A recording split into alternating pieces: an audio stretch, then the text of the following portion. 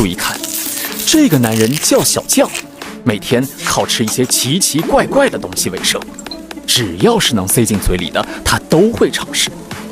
比如那天，2个少年从山上给他带来一些土，告诉他吃土的时候会有神奇的事情发生。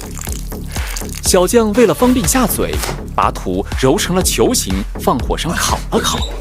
最后，神奇的事儿真的发生了，这土里面变出来一只大鸟。你别说，这大鸟还真好吃。